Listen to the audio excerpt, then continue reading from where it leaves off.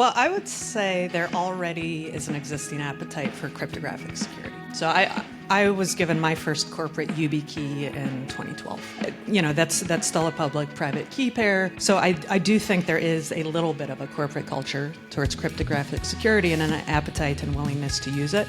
If a treasury company really wants to provide some kind of value, some kind of differentiation, I would think that's on the level of its ability to credibly be able to say, we have the keys, we're not going to lose them. And I really think we should be seeing more of that within, this new class of companies.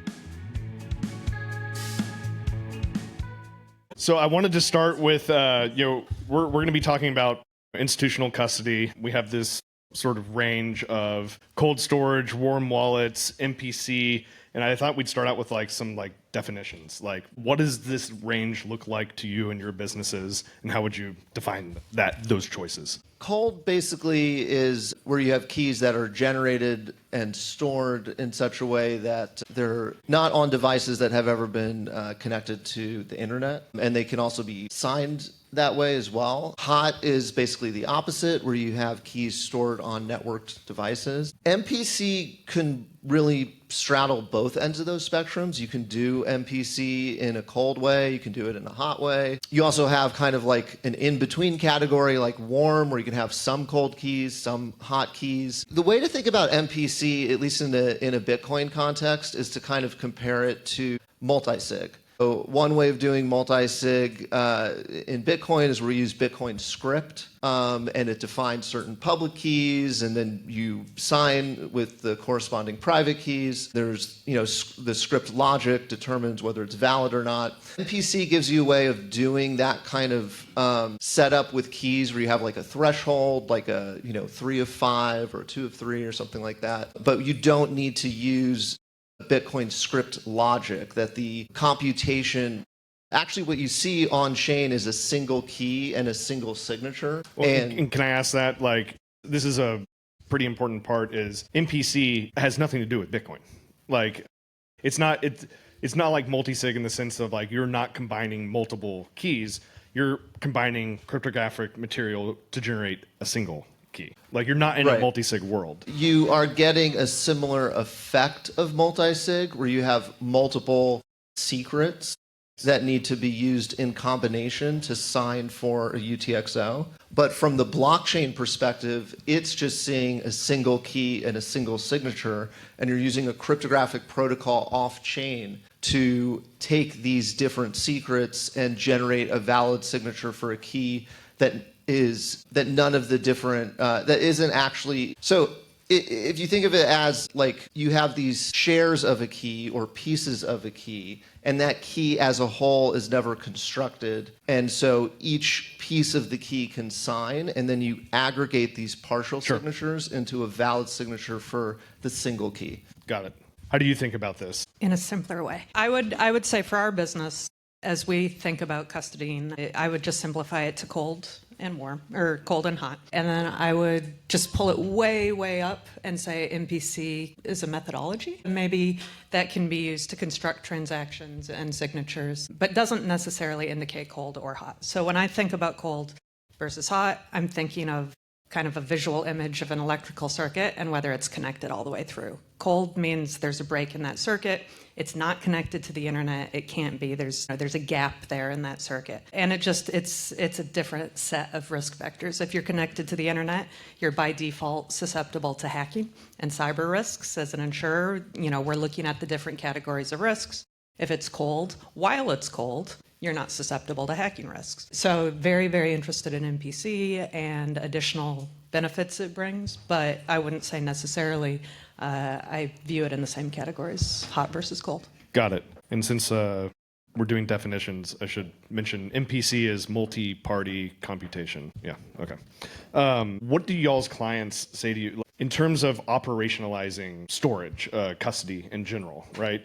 Obviously, cold storage is probably operationally more expensive than something that is in the warmer area. How do your clients think about that? How should people who are interacting with Bitcoin at a corporate level think about the trade-offs between this spectrum of storage? I would say initially It really is about speed of access versus security. So if you're in a fully cold environment, it's the highest level of security, but often there's a human element. So if you need to make a transaction, you are, for example, sending somebody to a vault to retrieve a hardware wallet or doing other activities like that. And there is an operational cost to that. There's somebody that you're training, employing, paying, and then the literal labor hours every time you need to make a transaction. So if you're a business that's engaging in trading activities, that's not necessarily going to work every time you want to make a trade. So you need to think of other options, but you are exposing yourself to different risk vectors when you do that. So I think if you're kind of a corporate buyer of services, you really do need to educate yourself on the trade-offs, what your business is aiming to do. Are you just holding it? Then you're going cold, right? Sure.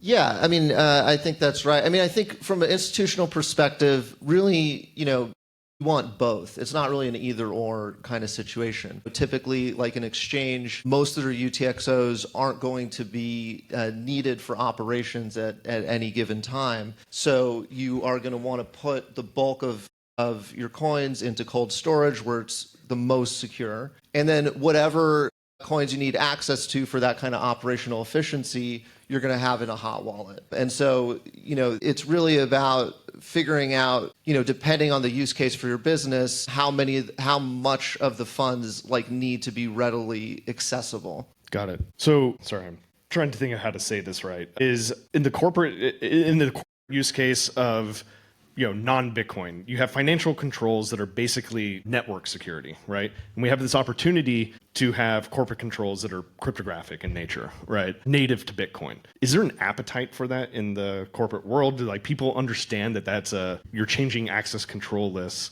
from a network security operation into this cryptographic operation on Bitcoin's blockchain, or does no one care? Well, I would say there already is an existing appetite for cryptographic security. So I was given my first corporate YubiKey in 2012.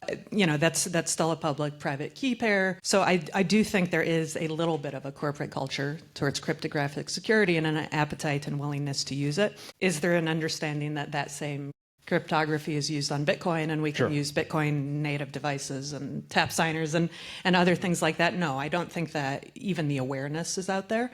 But I think when you pose it as an option for security, I do think it interests people. Again, there's that YubiKey kind of familiarity, so you can explain that and explain the benefits, explain the difference between having a physical device that can literally prove that a specific individual is the one gaining access. That's a very different level of security than relying on your system and your admin controls. And I do think there will be actually an increased reliance on that and willingness given deepfakes and other things like that. I think cryptography and things like tap signers actually are a big solve for that. Yeah, and from a Bitcoin network perspective, the Bitcoin network only cares about cryptographic controls. It doesn't care about who has the legal right. So if that even can be thought of in a Bitcoin context, does title attach to a private key or something like that? But the Bitcoin network doesn't care. It only sees cryptographic authorization, cryptographic controls. So if you're going to secure Bitcoin, it has to be on that level of cryptography. And then, in addition, whatever you need to do to satisfy regulators or auditors or shareholders, then you can stack that on top. But the cryptography is non-negotiable. Yeah. I'd like to point out that I put on the question on the note, it says, Will can say this better than it's written here, which I couldn't do. Nailed it. Yeah. So I want to get back to sort of the Okay. Got it.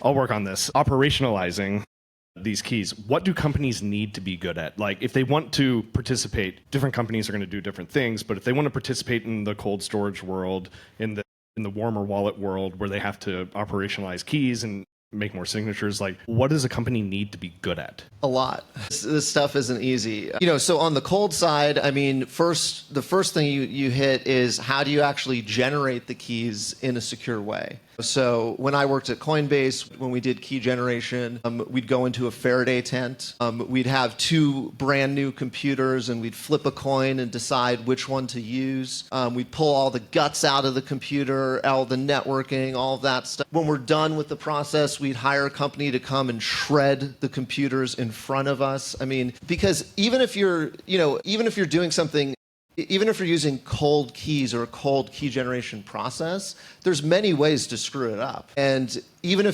if you have keys that aren't connected to a network device, there's side channel attacks. So that's the whole idea with the Faraday tent. If somebody can read the power draw from the computers that you're using to generate the keys, that could potentially be used to derive your private keys. Or if you have even acoustical sounds where like the person typing on the computer or the sound of the electronics moving around in the machine, information can leak in many, many surprising, unexpected ways. So, that is a whole area that you have to consider. Then you have the supply chain attacks, or is the hardware itself generating keys according to some kind of predictable pattern that somebody else knows. Then you have all the operational concerns. Where do you store these keys? How do you retrieve them? Are they only going to be secured amongst employees, or you also have a combination of servers? And so it's a highly specialized kind of task where there's lots and lots of ways to screw it up, and it requires deep expertise to do it right. The thing I would add is that there is a large spectrum of experiences, let's say for a corporate client, if they were just coming into this space. So I think what you're describing is absolutely accurate, and that is the level of attention any sort of custodian, exchange, any entity primarily conducting business in crypto. Now, if you're a business just looking to hold Bitcoin as part of your treasury, make an allocation, I think it's important to call out that it's not necessarily expected that you develop that level of expertise to hold keys. I think, AnchorWatch, other companies out there, many of them exist in part to help companies with that journey. And so they take a lot of that responsibility, or like in our case, we have constructed a vault such that we're a required signer. So some of those risks that you're discussing are specific to a sole custodian or a single entity that's holding all the keys. Whereas if you then spread that out, maybe in the future using MPC or just multisig, you can actually, or mini-script enabled multisig anyway, you can actually reduce some of those risks to say that even if one company is compromised over here, the other company is a required signer, and therefore that risk is reduced. So a company that's looking to hold Bitcoin, own Bitcoin, gain exposure, it is very important to find your service providers who are reputable and can solve some of those problems and answer some of those questions for you. And all of that does need to happen under the covers. So everything Jesse is describing absolutely is critical to Bitcoin security, but can be abstracted away for, I would say, your average maybe entrant into Bitcoin. Okay. So I'm hearing a lot of this is an exercise in trying to eliminate single points of failure somewhere, whether it's on the cryptography level, whether it's the number of keys, whether it's, how you generate the key to begin with. I want to talk about the spectrum of not like the technology, but who is custodying these keys, right? So, a company could hold keys themselves, right? And operationalize them and do everything themselves with open source software. They could go to Coinbase, right, where they've abstracted everything away, basically, and they just have a login, and two-factor auth and things like that, and that's completely abstracted away. And then there's lots of things in the middle these days, especially in the last 4 or 5 years, different forms of collaborative custody type things where multiple different parties have private key material in order to get Bitcoin moving for the organization. How do you all think about that spectrum, right? All the way down to trusting a single custodian? Are some of them always wrong, some of them always right? Or what are the scenarios in which people should be choosing on that spectrum? At least at first thought, I wouldn't say that any of them are wrong. I think there's different custody solutions for different people, different companies, different use cases, different speed. Our first question was about speed versus access and what you actually need. So yeah, there is this huge spectrum. And at the end of the day, What we're really talking about is who holds the keys. We hear a broad range of opinions on what a company is looking for. So some actually have no problem with a sole custodian at all. They're just, yep, that's how I'm used to doing business. Of course, I don't hold, our assets. Yeah, it is familiar. And even if you kind of point out the honeypot nature, the risks of that, and bearer asset, they're like, yeah, but everybody else uses them and they've been audited, so it's fine, right? Sure. I don't, at Anchor Watch, talk to too many self-sovereign companies because they're not ultimately looking to use our custody platform. But one step back from that, all the way towards sole custodian is where I hear companies discuss, and I think the openness is there. Some of them are open to holding keys. Some of them very much are not open to holding keys, and we'll be launching multi-institutional custody in a couple of months here. And so that's a situation where you don't have to trust a single company, but instead the keys are held by multiple companies. And, as providers of insurance, we're looking at everything from an actuarial sense, from a data standpoint. And there is a large decrease in crime, meaning internal crime, when a second company is involved. So if you were going to steal from your own company or steal from your clients, there's a certain risk of you doing that if you're acting alone. If you need to collude with your buddy at work, that risk goes down because now there's two people who are like, can I get away with it? Can I get away with it? You keep introducing more people, the risk goes down every time. That's true at the company level as well. So you introduce a second company, the risk of a successful internal theft goes down significantly. Mm-hmm. And so we have a lot of people that are interested in that, and so we're adding that to the lineup. But we really look at all the different kind of various methods of custody as being on the table. And we'll allow our customers to select which one fits their needs the best. Bitcoin is interesting, or gives us a lot of different benefits. So, one is just as an asset, we have number go up, that doesn't necessarily require you to hold your own keys. You can get exposure to a price through legal arrangements, through you can manage risk through insurance and so on and so forth. But in terms of the political potential of Bitcoin, in terms of the way it can give us sovereignty, the way it can give us power, the way it can preserve our freedom in the digital age, that is not accessed if you do not control the key. You're still within the fiat system, the system of laws, of liabilities, of contracts, of debt, so on and so forth. If you do not hold that key, then you are not. So it is very difficult, but it depends on what you're using the Bitcoin for. And I think from a treasury company perspective, the number one job of the treasury company is to hold the Bitcoin and to never lose it.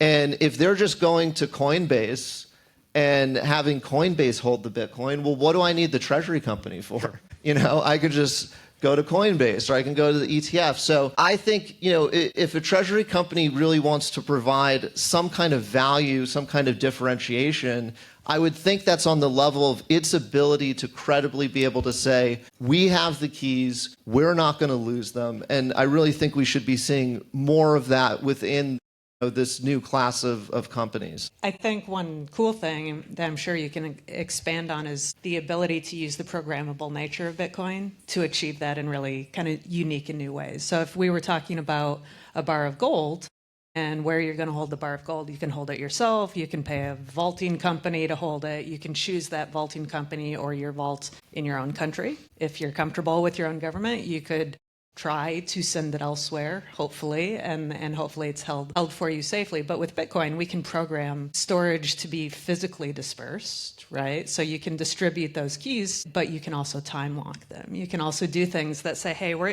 going to make our Bitcoin behave a certain way today when the world is as I know it, but we're going to program in some contingency plans that maybe a particular key that's held in another jurisdiction will start working at a future point in time. And if when we get there, everything is fine, the world is continuing as we know it, we can restart the clocks, or we can continue to use that programmable nature of Bitcoin. So I do think over time we're going to see a lot more creative ways to take advantage of the nature of Bitcoin to achieve multiple goals at the same time, and that's not necessarily available with another asset class. Absolutely. And I think maybe this is a good opportunity to touch on, like, what is MPC actually useful for? And that kind of gets into these sorts of more advanced tricks and programmability of Bitcoin. So there's some of the really cool things you can do with MPC, for example, is, let's say you have a fleet of servers and you have some kind of,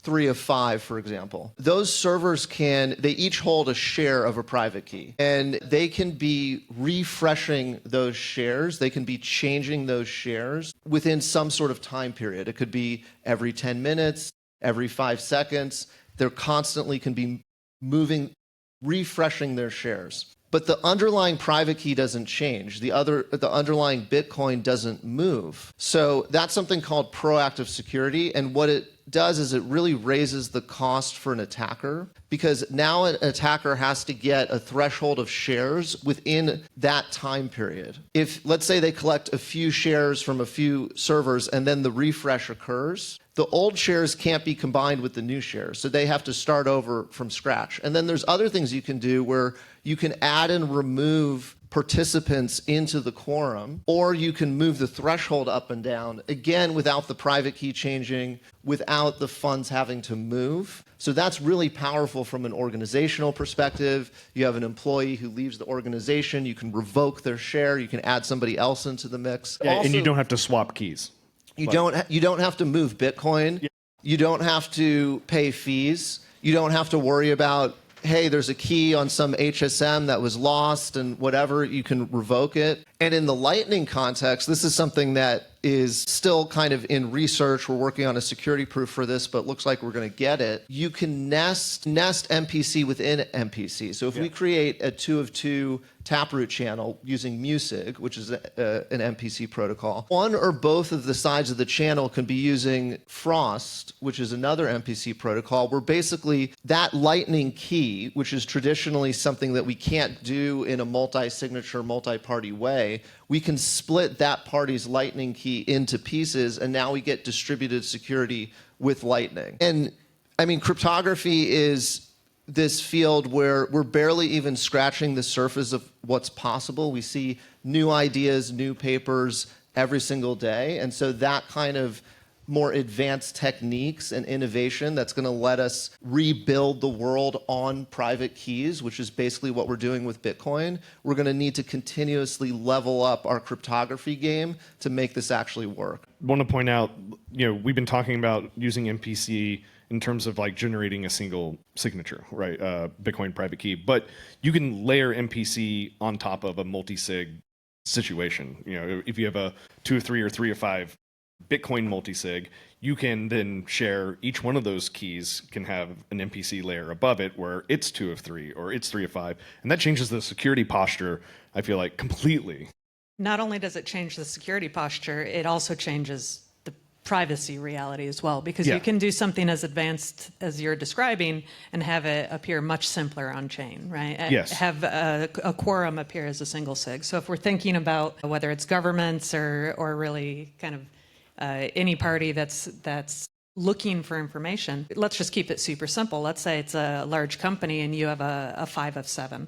If that information, that this particular quorum is a 5 of 7, and an enemy, whoever that enemy is trying to get the Bitcoin, they've identified 4 of the key holders. They know they only need 1 more, right? So they have a lot of information. If you can collapse that down and say it just looks like a single sig, they might figure out that it's not a single sig, but they won't know how many are in the quorum, right? And so that actually provides an immense amount of additional security just through privacy alone. Sure.